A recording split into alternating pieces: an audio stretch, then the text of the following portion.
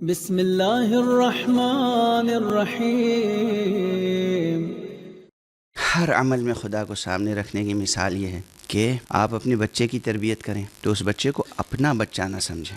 مال جو اپنا خرچ کریں بچے پر، اس مال کو اپنا مال نہ سمجھیں۔ یہ بچہ آپ کے آغوش تربیت میں اللہ کی امانت ہے۔ وہ پیسہ آپ کے کیسے زر میں اللہ کی امانت ہے۔ اس اللہ کی امانت کو اس اللہ کی امانت پہ خرچ کریں بخاطر خدا۔ ہر عمل کو توحید سے جوڑنے کے معنی یہ ہیں۔ اپنے بیٹے کو اپنا نہ سمجھیں، اپنا سمجھا تو شرک ہے۔ عرفا کہتے ہیں نا کہ ایک توحید عوام کی ہے، ایک خواص کی ہے، ایک خاص الخاص کی توحید ہے، اور بعض لوگوں کی سمجھ میں نہیں آتا کہ یہ توحید میں عوامی توحید کیا ہوتی ہے اور خواص کی توحید کیا ہوتی ہے اور خاص الخاص کی توحید کیا ہوتی ہے۔ بعض لوگوں نے اس نظریے کے خلاف کتابیں لکھنا شروع کر دیں۔ نہیں، حقیقت ہے، عام آدمی اپنے بچے کو اپنا نہیں سمجھے گا تو کیا کسی اور کا سمجھے گا؟ بچہ اس کا ہے، بیٹا اس کا ہے، توجہ ہے، اب بیٹا اس کا ہے، وہ کہے گا آپ کیا فرما رہے ہیں، میرا بیٹا ہے، کسی اور کا نہیں ہے، میرا بیٹا ہے، میں اپنا نہ سمجھوں گا تو کس کا سمجھوں گا؟ یہاں پر مسئلہ ہے، یہ بیٹا آپ کی آغوش میں ہے، کس کی ودیعت؟ اپنا نہ سمجھو، خدا کا سمجھو۔ کیا ہر کلمہ گو یہ سمجھتا ہے؟ ہر وقت اس کے پیش نظر یہ ہوتا ہے ہر لمحہ کہ یہ بیٹا یہ اللہ نے دیا ہے ہمیں، یہ ہمیں اللہ نے ایک وجود دیا ہے اور ہمیں مکلف بنایا ہے، ہمارے اوپر تکلیف شرعی ہے، جیسے نماز پڑھنا تکلیف شرعی ہے، جیسے روزہ رکھنا تکلیف شرعی ہے، جیسے خمس دینا تکلیف شرعی ہے، جیسے زکوٰۃ دینا تکلیف شرعی ہے۔ تکلیف شرعی ہے کہ اس بچے کی ہم اچھی تربیت کریں، اسے اچھا نام دیں، اسے اچھا رشتہ دیں، اسے اچھی تعلیم دیں، اسے دین سے واقف کرائیں، خدا سے واقف کرائیں، اور جو پیسہ اللہ نے ہمیں دیا ہے، کس نے دیا ہے؟ اللہ نے۔ یہ نہیں کہ ہم نے اپنے زور بازو سے کمایا ہے۔ کتنے زور بازو استعمال کرنے والے نادار رہ جاتے ہیں، کتنے زور بازو استعمال کرنے والے مفلس و نادار رہ جاتے ہیں۔ اگر کسی کے پاس کچھ بھی پیسہ ہے، کم یا زیادہ، عطاء الہی ہے، لطف پروردگار ہے، وہ پیسہ اللہ نے دیا ہے، یہ بچہ اللہ نے دیا ہے، اللہ نے حکم دیا ہے کہ اس بچے کی اچھی تربیت کرو، اس لیے یہ پیسہ اس پر تربیت کر رہے ہیں۔ اور اس کے بعد امید کس سے رکھو؟ بچے سے نہیں۔ اگر بچے کو اپنا بچہ سمجھا تو شرک، پیسے کو اپنا پیسہ سمجھا تو شرک، اور اگر اس بچے پر تربیت کرنے کے بعد امید لگائی کہ آج ہم اس بچے پہ خرچ کر رہے ہیں، ہمارے بڑھاپے یہ بچہ ہمارے کام آئے گا، تو شرک۔ اگر بچے سے امید لگائی تو شرک ہے، شرک۔ امید خدا سے لگاؤ، چونکہ یہ امانت کس کی تھی؟ خدا کی۔ تربیت کیوں کی؟ چونکہ خدا نے کہا تھا تربیت کرو، تو گویا آپ مزدوری کر رہے تھے خدا کی، صلہ خدا دے گا نہ کہ بچہ۔ بزرگوں، میری ماؤں، بہنوں اور میرے بزرگوں، عزیزوں، سمجھ میں آ رہی ہے بات؟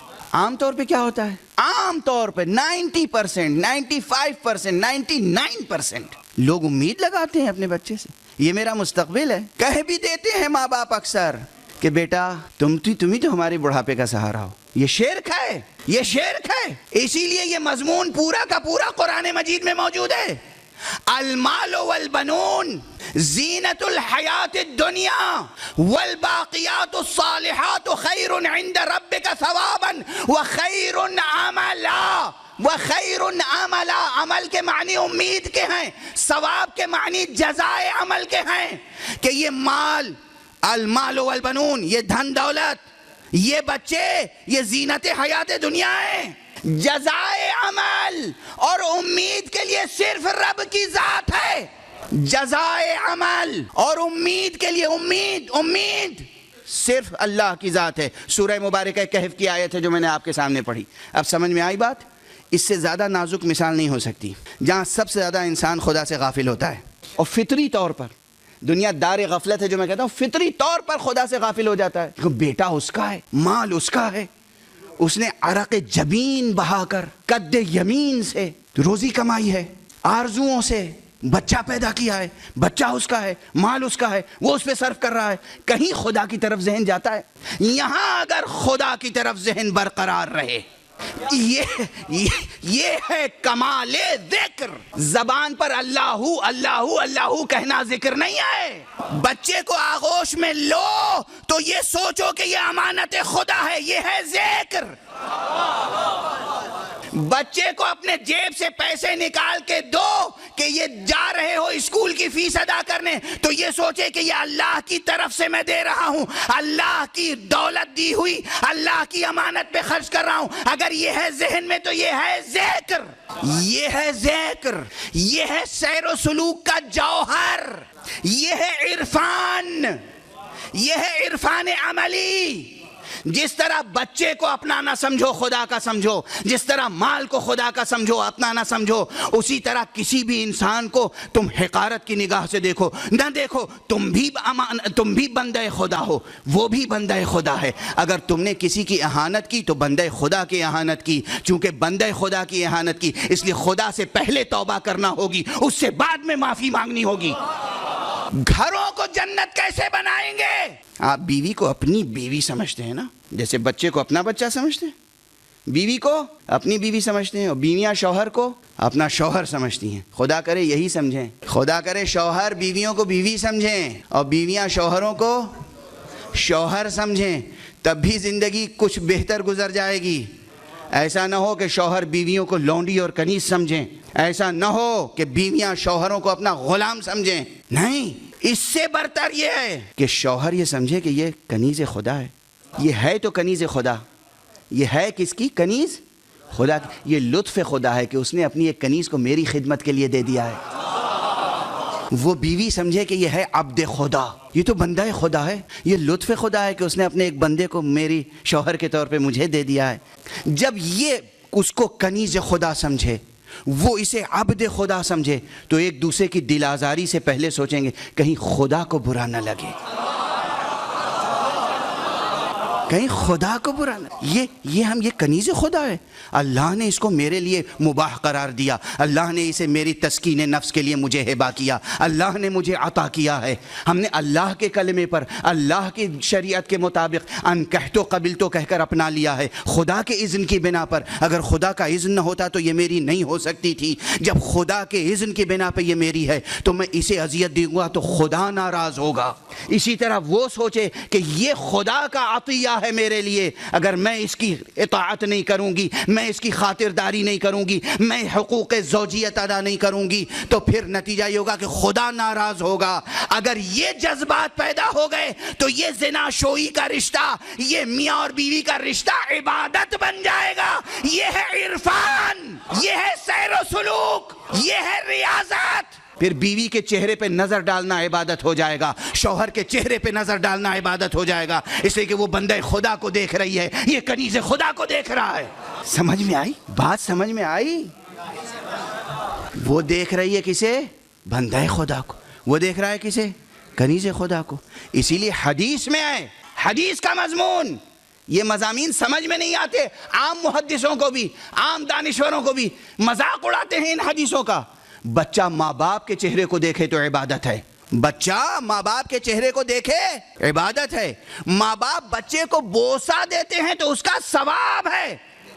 اللہ کیوں ثواب دے رہا ہے؟ آپ بوسہ دے رہے ہیں اپنے بچے کو اس لیے نہیں، آپ اس کی ایک امانت کی قدر کر رہے ہیں، اس لیے اس کی امانت کی قادر کر رہے ہیں۔ اس لیے جس شریعت نے آپ سے کہا کہ اپنے بچے کو پیار کرو، بوسہ دو تو ثواب ہے، اس شریعت کا پیش کرنے والا محمد اگر حسن و حسین کو پیار کرے تو یہ اپنے نواسوں کو نہیں پیار کر رہا ہے، حجت خدا کو پیار کر رہا۔ محمد فاطمہ کے احترام کے لیے نہیں اٹھ رہے ہیں، فاطمہ حجت خدا ہے، امانت الہیہ ہے دامن مصطفیٰ میں۔ علی حجت خدا ہے، حسن حجت خدا، حسین حجت خدا، فاطمہ حجت خدا۔ اس لیے مصطفیٰ ان کی قدر کرتے ہیں، اس لیے ہمارے بچے حجت خدا نہیں ہیں، صرف امانت خدا ہیں۔ اس لیے ہمارے بچے نماز میں کندھے پہ آ جائیں تو ہماری نماز باطل ہو سکتی ہے۔ بات سمجھ میں آتی ہے؟ یہ حدیثیں یوں ہی نہ سمجھا کیجیے۔ عرفان عرفان عرفان، سیر و سلوک سیر و سلوک سیر و سلوک، ذکر خدا ذکر خدا ذکر، یہ ہے ذکر خدا، یہ ہے حقیقت ذکر، یہ ہے حقیقت عرفان۔ اس حقیقت کو پیش نظر رکھیں تو جب بھی کسی کا دل دکھائیں، کسی کا حق ضائع کریں، تو توبہ اور انابہ اور مغفرت کے لیے پہلے خدا سے رجوع کریں، پھر اس کی ذات سے معافی مانگیں۔ توجہ ہے؟ اس لیے کہا گیا انہو هو الغفور الرحیم، غفور ہونا، رحیم ہونا منحصر ہے ذات خدا میں، منحصر ہے ذات معبود میں۔ یہاں مسئلہ توحید سے جڑا ہوا ہے، توحید سے جڑا ہوا ہے، جیسے وہاں مسئلہ تربیت اولاد کا توحید سے جڑا ہوا ہے، یہاں توبہ کا مسئلہ توحید سے جڑا ہوا ہے، مغفرت کا مسئلہ توحید سے جڑا ہوا ہے، حقوق کی تلافی کا مسئلہ توحید سے جڑا ہوا ہے۔ بس گفتگو کو روک رہا ہوں، جب بھی کسی سے کوئی خطا سرزد ہو فوراً توبہ و استغفار کے لیے کوشش کرنا چاہیے۔ توبہ و استغفار میں دیر نہیں کرنی چاہیے، دیر نہیں کرنی چاہیے۔ جیسے ہی احساس خطا ہو جائے، کبھی کبھی نفس غفلت میں رہتا ہے، غلطی ہو گئی لیکن بہت دیر تک سمجھ ہی میں نہیں آیا کہ غلطی ہوئی، وہ زمانہ جو گزر گیا غفلت میں وہ بھی قابل عفو ہے۔ لیکن جیسے ہی احساس خطا ہو جائے، احساس خطا کا پیدا ہونا پہلا لطف الہی ہے، احساس خطا کا پیدا ہونا پہلا لطف الہی ہے۔ احساس خطا پیدا ہوگا تب تو انسان متوجہ ہوگا مجھ سے غلطی ہوئی۔ جیسے ہی احساس خطا پیدا ہو ویسے ہی توبہ، انابہ اور تلافی کی کوشش ہونی چاہیے۔ اس لیے اسی آیت کریمہ کے بعد یہ ہے کہ انہو هو الغفور الرحیم وانیبوا الی ربکم واسلموا له من قبل ان یأتیکم العذاب ثم لا تنصرون۔ وہی منحصر ہے ذات الہی میں، غفاریت و غفوریت و رحیمیت۔ وانیبوا الی ربکم، اور اپنے رب کی طرف انابت کرو، یعنی رجوع کرو فوراً۔ وَأَسْلِمُوا لَهُ، اور سر بسر تسلیم ہو جاؤ خدا کے حکم کے آگے۔ من قبل ان یاتیکم العذاب، قبل اس کے کہ تم پر عذاب آئے۔ عذاب آنے سے پہلے پہلے توبہ ہے، عذاب آنے کے بعد نہیں۔ ثم لا تنصرون، اور اس کے بعد تمہیں کوئی مدد نہ مل سکے۔ مدد الہی، مدد الہی۔ توبہ ایک باب رحمت ہے جو کھلا ہوا ہے، اور اس کے اور شرائط آپ حضرات سنتے رہتے ہیں علماء، واعظین اور خطبہ سے، اور سنتے رہیں گے انشاءاللہ۔ اس وقت صرف اتنی بات کہہ کر گفتگو کو آگے بڑھا رہا ہوں کہ توبہ، انابہ، استغفار، طلب رحمت، یہ سب ممکن ہے صرف ایک شرط کے ساتھ۔ انسان نادم ہو، تلافی کی کوشش کرے، یہ سب کرے، پھر بھی ممکن نہیں ہے کہ توبہ حاصل ہو جائے بنص قرآن، بنص قرآن، جب تک کہ جو واسطہ فیض الہی ہے، جو حجت خدا ہے، وہ اس کے لیے شفاعت نہ کرے۔ بہت سے لوگ دنیا میں مسلمان ہیں جو منکر شفاعت ہیں۔ میں عرض کروں گا یہ سورہ مبارکہ زمر کی آیت ہے، سورہ مبارکہ زمر کی غالباً 53ویں یا 54ویں آیت ہے، جو میں نے سرنامہ کلام کے طور پہ کل بھی پڑھی اور آج بھی۔ سورہ مبارکہ نساء کی 64ویں آیت پڑھ لیجیے، غالباً 63ویں یا 64ویں آیت۔ اس میں ارشاد الہی ہے کہ وَمَا أَرْسَلْنَا مِن رَسُولٍ إِلَّا لِيُطَاعَ بِإِذْنِ اللَّهِ، ہم نے کوئی رسول نہیں بھیجا مگر اس لیے کہ بإذن خدا اس کی اطاعت کی جائے۔ وَمَا أَرْسَلْنَا مِن رَسُولٍ إِلَّا لِيُطَاعَ بِإِذْنِ اللَّهِ، اللہ کے اذن سے اس کی اطاعت کی جائے۔ کس کی اطاعت؟ رسول کی، رسول کی اطاعت کی جائے۔ اور اس کے بعد کیا ہے؟ وَلَوْ أَنَّهُمْ إِذْ ظَلَمُوا أَنفُسَهُمْ ثُمَّ جَاءُوكَ وَاسْتَغْفَرُوا اللَّهَ جَاءُوكَ وَاسْتَغْفَرُوا اللَّهَ وَاسْتَغْفَرَ لَهُمُ الرَّسُولُ لَوَجَدُوا اللَّهَ تَوَّابًا رَحِيمًا۔ اور اگر انہوں نے اپنے نفس پہ ظلم کیا، گناہ کیا، اسراف کیا، اور پھر اے رسول تمہارے در پر آ جائیں، حدیث نہیں سنا رہا ہوں، آیت قرآن سنا رہا ہوں۔ وَلَوْ أَنَّهُمْ إِذْ ظَلَمُوا أَنفُسَهُمْ جَاءُوكَ، آپ کے پاس آئیں، وَاسْتَغْفَرُوا اللَّهَ، اور اللہ سے استغفار کریں، وَاسْتَغْفَرَ لَهُمُ الرَّسُولُ، اور یہ رسول بھی ان کے لیے استغفار کرے، لَوَجَدُوا اللَّهَ تَوَّابًا رَحِيمًا، تو وہ یقیناً اللہ کو توبہ قبول کرنے والا اور رحم کرنے والا پائیں گے۔ یعنی اللہ توبہ قبول کرے گا، اللہ رحم کرے گا، مگر شرط کیا ہے؟ مصطفیٰ استغفار کرے۔ مصطفیٰ گنہگاروں کے لیے استغفار کریں، تب خدا گنہگاروں کو بخشے گا۔ اور اگر کوئی گنہگار مصطفیٰ ہی پہ ظلم کرے پھر بھی اس کے لیے امکان توبہ ہے، پھر پھر بھی اس کے لیے امکان استغفار ہے مصطفیٰ پہ ظلم. یہ میں نہیں کہہ رہا ہوں, جہاں تک میری آواز جا رہی ہے مسلمانان عزیز سنیں اور سمجھیں. آپ حضرات نے حضرت شاہ عبدالعزیز محدث دہلوی کا نام سنا ہوگا. حضرت شاہ عبدالعزیز محدث دہلوی نے ایک کتاب لکھی ہے جس کا نام ہے سر الشہادتین, دونوں شہادتوں کا راز. کون دونوں شہادتوں کا راز؟ حسن علیہ السلام کی شہادت, حسین علیہ السلام کی شہادت. ان شہادتوں کا راز کیا راز ہے؟ بس ایک جملے میں سمیٹ کے کہہ رہا ہوں, کتاب پڑھ لیجئے, کتاب خانوں میں موجود ہے. کہتے ہیں یہ دونوں شہادتیں دراصل ان دونوں نواسوں کی شہادتیں نہیں ہیں, یہ شہادتیں رسول کی شہادت. حسن کی شہادت نہیں ہے, محمد عربی کی شہادت. حسین کی شہادت نہیں ہے, محمد عربی کی شہادت ہے.